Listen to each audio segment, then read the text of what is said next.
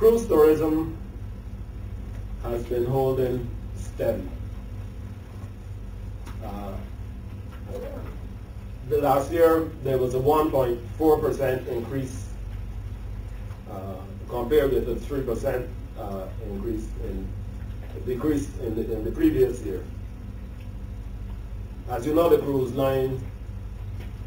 business has been boosted by the introduction of the mega vessel Oasis, and there are several other mega vessels in the pipeline. And it is expected that the cruise lines will continue to market aggressively as they are stuck with increased supply through increased orders which were placed before the actual economic crisis struck. Accommodation performance, while weak in terms of the average room revenue and in terms of occupancy and so on, has been improving as well. From all we've seen through our association with our research partner, Smith Travel Research, occupancy in the Caribbean has been improving, particularly in the last quarter of this year, of 2009. Occupancies have improved, and in fact, for the first time for the year, the fourth quarter room occupancy rose above the same period in the previous year. When we examine revenue per available room, we see a similar scenario. There was a 20% decline in revenue per available room in the first quarter of last year. In the second, there was an 18% decline. In the third, there was 12%. But by the fourth quarter, average room revenue had increased by 1%. Again, an encouraging sign that it's clearly, a consistent improvement in room revenues over the past 12 months. Airline operations. Major airlines have experienced considerable challenges sustaining an acceptable level of profitability. And this has manifested itself, of course, in juggling and adjustment of airlift in an effort to balance supply and demand.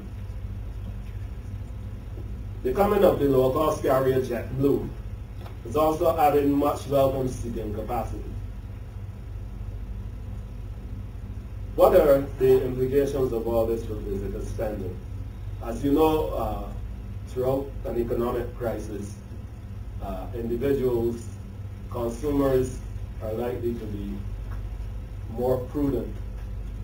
And this is manifesting itself in the spending of visitors to our shores. Although the evidence is not all in, from what we can glean from the various indicators, there has been some reduction in average visitor spending in the region. While the visitor arrivals remain at a high level, the average spending is seen in some instances to be relatively lower as visitors exercise greater prudence in their spending when they reach these shores.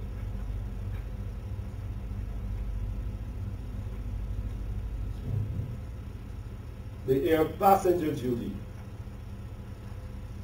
The air passenger duty is a tax introduced by the British government. This tax has actually been in existence for some time, but last year it was decided that the tax will be increased. Why is that of interest to us? The tax, as it is proposed and has in fact been initiated and implemented, the increases we see as onerous in some cases and as having the potential to negatively impact on arrivals to the Caribbean, visitor arrivals from the UK to the Caribbean, and particularly to impact on visitor arrivals to the Eastern Caribbean, the destinations most patronized or historically patronized by the British visitors. The tax is based on the distance from the UK to the capital of a particular country. And it so happens that in the case of the Caribbean, we fall into a band which makes the tax heavier on the Caribbean than on some competing destinations like Hawaii, the western seaboard of the USA, and so on, Alaska. They're actually paying lower levels of tax under the APD than the Caribbean, although Hawaii is over 3,000 miles farther away from London than anywhere in the Caribbean. So we have taken steps to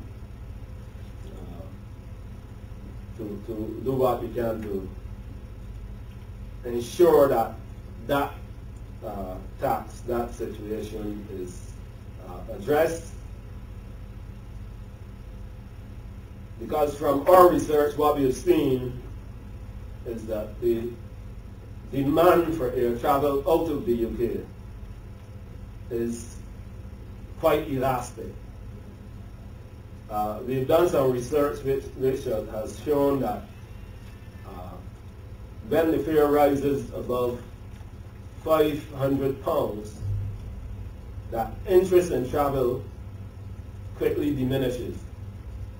Now, to this extent, we've got to be very careful to ensure that the airfares are affordable to those who would normally visit from the UK. Now, that research was done during the summer. We need now to complement it with research in the winter season, because we do believe that the characteristics of summer travelers and winter travelers tend to may well be different. What do we see going forward? In light of the trends we have seen over the past 5 quarters, which we have examined, we expect that there will be some improvement in the situation, APD notwithstanding, when we look at the overall situation. I don't want to downplay the importance of the APD or the negative impact it will have, because, as I said, that impact will fall fairly and squarely, or squarely, maybe not fairly,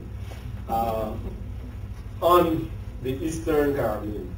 Right? So we need to pay a great deal of attention to stay in that situation. But we are seeing improvements in consumer confidence in North America.